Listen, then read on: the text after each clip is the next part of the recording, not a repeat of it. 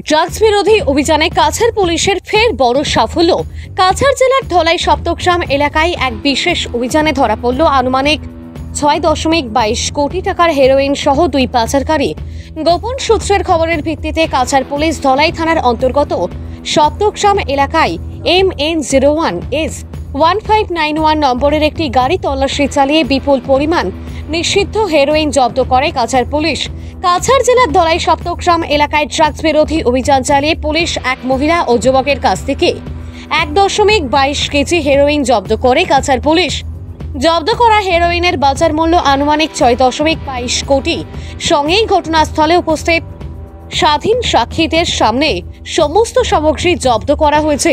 এ বিষয়ে কাছাড় জেলা পুলিশের সিনিয়র পুলিশ সুপার জানান, গোপন সূত্রের খবরের তথ্যের ভিত্তিতে এই অভিযান চালানো হয় এবং বিশাল পরিমাণ নিষিদ্ধ হেরোইন জব্দ করা হয়।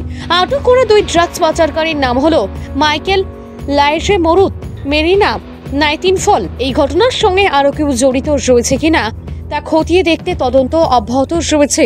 ড্রাগস বা নিচাযুক্ত সামগ্ৰীৰ অবৈধ সৰবৰাহৰ বিৰুদ্ধে আমাৰ অভিযান অব্যাহত আছে। অসমৰ মাননীয় মুখ্যমন্ত্ৰী ডাঙৰীয়াই অসম ৰাজ্যখনক সম্পূৰ্ণৰূপে ড্ৰাগছ মুক্ত কৰিব বিচাৰিছে আৰু তেওঁৰ লক্ষ্য, সেই লক্ষ্য সাৰোগত কৰি আমি অহৰহভাৱে অবৈধ নিচাযুক্ত সামগ্ৰীৰ বিৰুদ্ধে আমি অভিযান চলাই আছোঁ। আৰু এই অভিযানৰ এক অংশস্বৰূপে আজি আবেলি এটা বিশেষ অভিযান আমি চলাইছিলোঁ আৰু এই অভিযানটো আমাৰ ধলাই থানা অন্তৰ্গত সপ্তগ্ৰাম অঞ্চলত সেই অভিযান চলিছিলে। আৰু সেই অভিযান কালত আমি এখন গাড়ী, এখন ভেহিকল, এই গাড়ীখন মিজোৰাম ছাইডৰ পৰা আহি আছিলে আৰু সেই গাড়ীখনক আমি ইণ্টাৰচেপ্ট কৰিবলৈ সক্ষম হ'লোঁ। গাড়ীখনৰ নাম্বাৰ হ'ল MN01AS1591।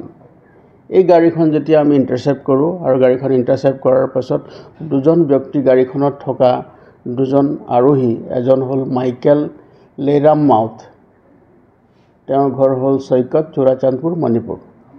আৰু এগৰাকী মহিলা আছিলে, তাইৰ নাম মেৰিনা নেইটিনফাল, তাই হ'ল ৱাইফ অফ মাইকেল লেৰা মাউথ, চোৰাচান্দপুৰ, মণিপুৰ।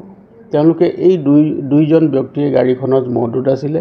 আৰু যেতিয়া আমি গাড়ীখনত খানতলাচি চলাওঁ তেতিয়া গাড়ীখনৰ পৰা আমি ৯৯টা চাবোনৰ বাকচত সন্দেহযুক্তভাৱে হেৰ'ইন থকা বাকচ আমি জব্দ কৰিবলৈ সক্ষম হ'লোঁ। আৰু এই যিখিনি 99টা বা 99টা চব কেছত আমি নিচাযুক্ত সামগ্ৰী লাভ কৰিলোঁ, সেইখিনি স্থলীতে আমি ড্ৰাগ ডিটেকশ্যন কিটৰ জৰিয়তে আমি পৰীক্ষণ কৰোঁ। আৰু পৰীক্ষণ কালত আমি ইতিবাচক ৰিপ্লাই পোৱাৰ পাছত আমি গোটেই সামগ্ৰীখিনি তাত থকা ইণ্ডিপেণ্ডেণ্ট উইটনেছৰ উপস্থিতিত আমি গোটেইখিনি সামগ্ৰী জব্দ কৰোঁ।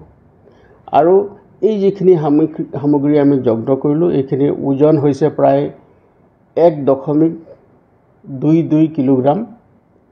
আৰু এই গোটেই সামগ্ৰীখিনিৰ চোৰাং বজাৰত ইয়াৰ যি মূল্য হ'ব, সেই মূল্য প্ৰায় 6.22 কোটিৰো অধিক হ'ব।